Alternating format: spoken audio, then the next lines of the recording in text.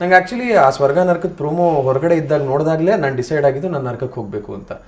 ನನಗೆ ಆಸೆ ಇತ್ತು, ನಾನು ಆ ಎಕ್ಸ್ಪೀರಿಯನ್ಸ್ ಮಾಡಲಿಲ್ಲ ಅಂದ್ರೆ ತುಂಬಾ ಕಳ್ಕೊಂಡ್ಬಿಡ್ತೀನಿ ಮನೇಲಿ ಅಂತ.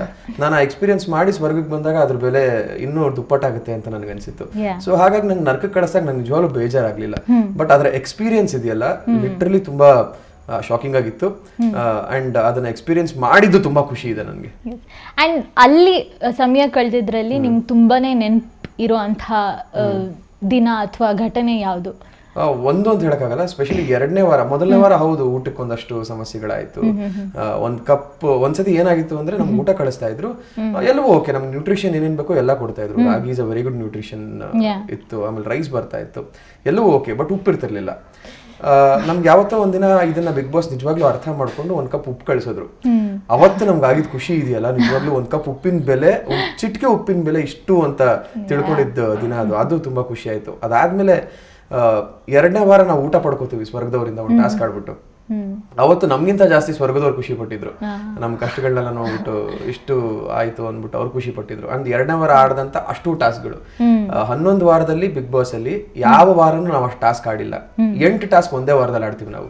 ಸೊ ಆ 8 ಟಾಸ್ಕ್ ಅಲ್ಲಿ ನಮ್ಗೆ ನರಕದವ್ರು ಇದ್ದಿದ್ದು ಹಠ ಛಲ, ಸ್ವರ್ಗಕ್ಕೆ ಹೆಂಗಾದ್ರೂ ಹೋಗ್ಲೇಬೇಕು ಗುರು, ಸೋಲ್ಸಾದ್ರೂ ಸರಿ, ಅವ್ರನ್ನ ಏನಾದ್ರೂ ಮಾಡಿದ್ರು ಸರಿ ಹೋಗ್ಲೇಬೇಕು ಅನ್ನೋ ಛಲ ಇತ್ತಲ್ಲ, ಅದು ತುಂಬಾ ಮೆಮೊರಬಲ್ ಆಗಿತ್ತು ನನಗೆ.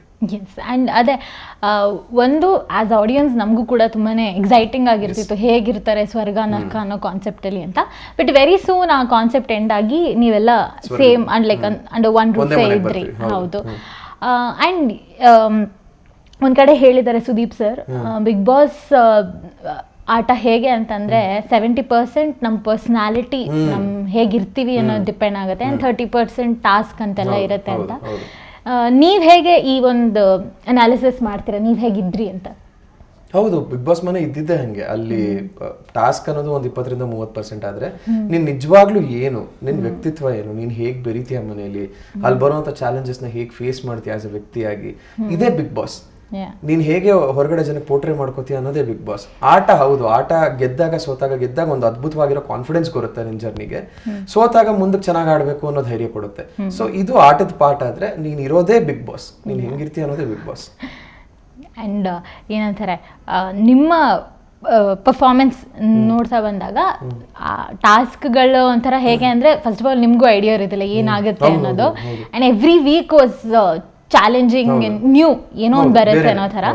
ನಿಮಗೆ ತುಂಬಾ ಪರ್ಸನಲಿ ಇಷ್ಟ ಆದಂತಹ ಟಾಸ್ಕ್ ಅಂದ್ರೆ, ಇದು ನನಗೆ ಪರ್ಸನಲಿ ಹೆಲ್ಪ್ ಆಯ್ತು ಅಂತ ಅನ್ಸಿದ ಟಾಸ್ಕ್ ಯಾವುದು? Specially captaincy task. ನಾನು ಕ್ಯಾಪ್ಟನ್ಸಿ ಟಾಸ್ಕ್ ಆಡಿ ಗೆದ್ದು ಡೈರೆಕ್ಟ್ ನರಕದಿಂದ ಸ್ವರ್ಗಕ್ಕೆ ಕ್ಯಾಪ್ಟನ್ ಆಗಿ ಹೋಗ್ತೀನಿ. ಅಂಡ್ ಸೆಕೆಂಡ್ ವೀಕೆ ನೀವು ಥರ್ಡ್ ವೀಕೆ ಕ್ಯಾಪ್ಟನ್ ಆದ್ರಿ. ಹೌದು.